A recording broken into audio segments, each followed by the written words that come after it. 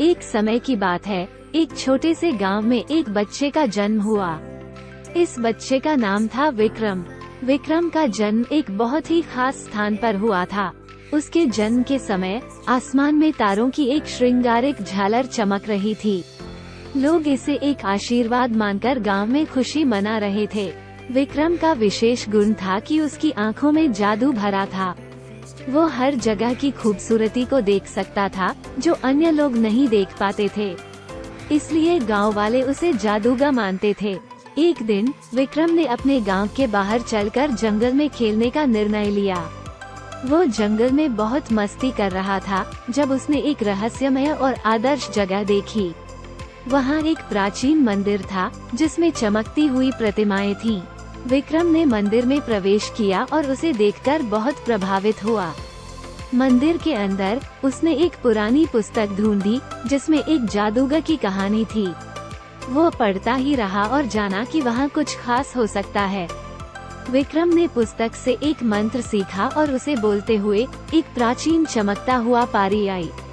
वो जादूगर बन गया। विक्रम को यह मालूम था कि उसकी नई शक्ति का प्रयोग सावधानी से करना चाहिए। जब विक्रम अपनी नई शक्ति का उपयोग करने लगा तो उसके चारों ओर लोग आश्चर्यचकित हो गए। वे उसे पूजा और आदर करने लगे, लेकिन विक्रम ने अपनी शक्तियों का गलत इस्तेमाल करना शुरू कर दिया। वो लोगों को डरा रहा था और अपनी इच्छाओं को पूरा करने के लिए उनका इस्तेमाल कर रहा था। एक दिन गांव में एक बड़ा बुरा औरत आई। वो लोगों को परेशान कर रही थी और उनके जीवन को अशांति में डाल रही थी। लोगों ने विक्रम से उसके ऊपर जादू करने का अनुरोध किया। विक्रम ने उसके ऊपर जादू किया, लेकिन वो बुरी औरत को अभी भी नहीं रोक सका।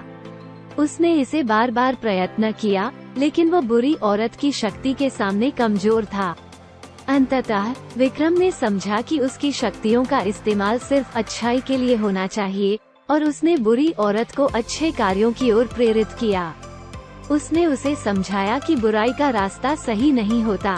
बुरी औरत ने उसके बात सुनी और उसने अपनी गलतियों का अर्थ महसूस किया।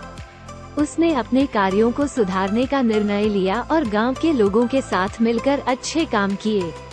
इस कहानी का सीखने का संदेश है कि हमें अपनी शक्तियों का सही उपयोग करना चाहिए और बुराई के साथ संघर्ष करने के बजाय हमें अच्छाई के लिए काम करना चाहिए।